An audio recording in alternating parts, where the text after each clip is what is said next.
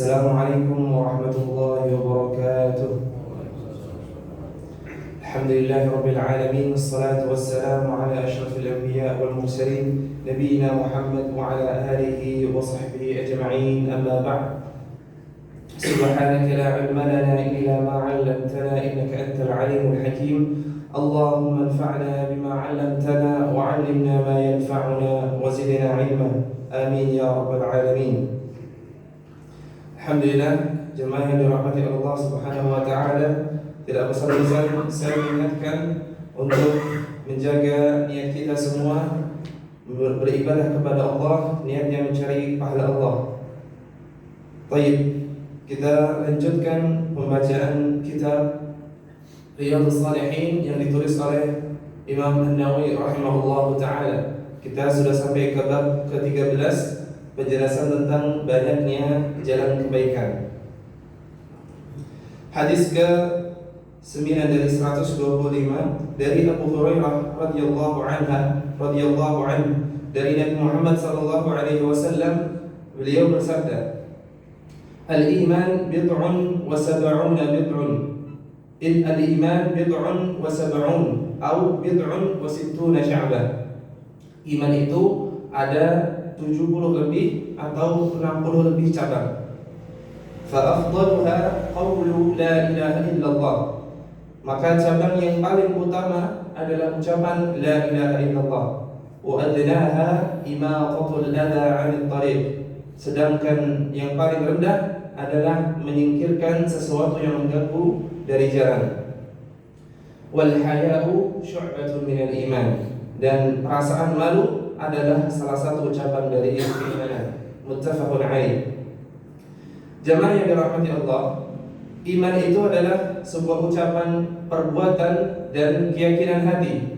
Dan juga iman memiliki tingkatan, bisa bertambah, juga bisa berkurang. Bertambah dengan apa?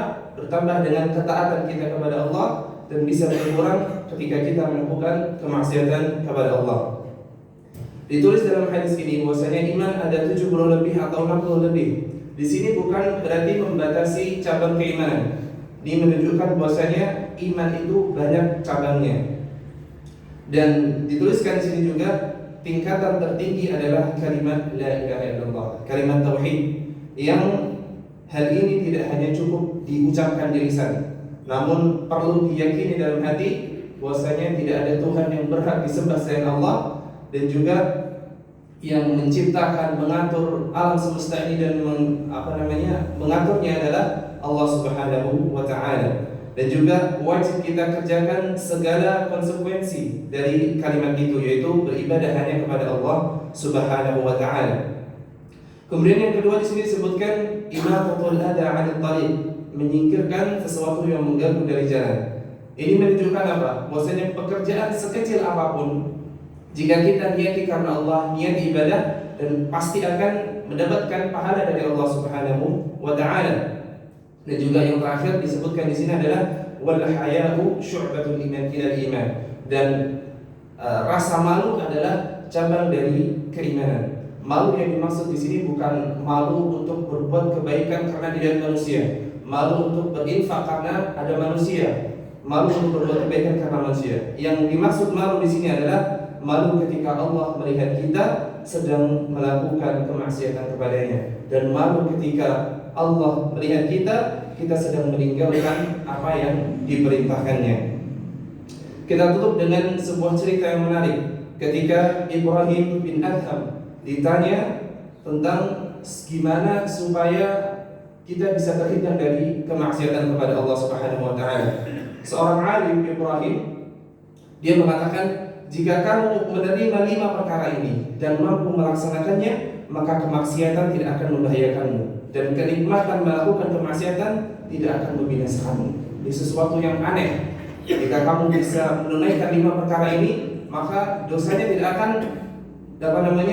tidak akan membahayakanmu. Dia mengatakan, perkara yang pertama adalah jika kamu ingin bermaksiat kepada Allah, jangan makan dari rezeki yang Allah berikan. Kemudian yang bertanya mengatakan, bagaimana bisa? Karena seluruh dunia ini semua adalah rezeki dari Allah Subhanahu wa taala. Bagaimana saya bisa makan dengan yang bukan dari rezeki dari Allah Subhanahu wa taala. Ya sudah. Jadi apakah pantas kita makan dari rezekinya Allah tapi masih ingin bermaksiat kepada Allah Subhanahu wa taala? Oke, berilah yang perkara yang kedua, kata yang bertanya. Kemudian Ibrahim mengatakan, oke, jika kamu ingin bermaksiat kepada Allah, maka jangan bertempat di buminya Allah. Wala taskun fi baladiha. Jangan bertempat di buminya Allah. Kemudian yang bertanya mengatakan, lah ini lebih berat daripada yang sebelumnya. Bagaimana kita bisa bertempat di selain tempatnya Allah? Karena seluruh dunia ini, alam semesta ini semua milik Allah Subhanahu wa taala. Kemudian perkara yang ketiga yang disebutkan, baik jika kamu ingin bermaksiat kepada Allah tapi kamu masih makan rezekinya dan kamu masih bertempat di buminya Allah, maka lakukanlah kemaksiatan itu di tempat Allah tidak melihatnya. Ini lebih mustahil. Tidak mungkin kita bisa melakukan sesuatu yang tidak dilihat oleh Allah Subhanahu wa taala. Kemudian perkara yang keempat yang mengatakan, oke, ya sudah, kalau kamu masih ingin melakukan kemaksiatan, nanti di akhir hayat ketika malaikat maut datang, bilang kepada malaikat maut, tunggu sebentar, saya ingin bertobat dulu, melakukan amal soleh, baru cabut nyawa saya. Dan tentu saja ini juga mustahil. Kemudian perkara yang kelima, nanti ketika kamu masih ingin bermaksiat, padahal kamu makan dari rezekinya Allah, bertempat di buminya Allah, dan kamu tidak bisa menunda datangnya kematian, maka ketika nanti di akhirat malaikat Zabaniyah mau melemparkan kamu ke dalam neraka, maka jangan mau. Tolaklah ajakan dia, tolak, jangan mau. Dan ini lebih mustahil daripada sebelumnya. Maka jamaah yang dirahmati oleh Allah Subhanahu wa taala, apakah pantas kita yang masih makan dari rezekinya Allah, masih bertempat di buminya Allah, tidak bisa menunda kematian kita dan juga tidak bisa menolak perintah Allah Subhanahu wa taala? Maka apakah masih pantas bagi kita untuk bermaksiat kepada Allah Subhanahu wa taala? Semoga Allah menjadikan kita hamba-Nya yang malu untuk bermaksiat kepada Allah dan bersungguh-sungguh untuk beribadah kepada Allah Subhanahu wa taala. Subhanallahumma bihamdika asyhadu an la ilaha illa anta astaghfiruka wa atubu ilaik. Wa sallallahu ala nabiyyina Muhammad wa ala alihi wa sahbihi ajma'in. Assalamualaikum warahmatullahi wabarakatuh.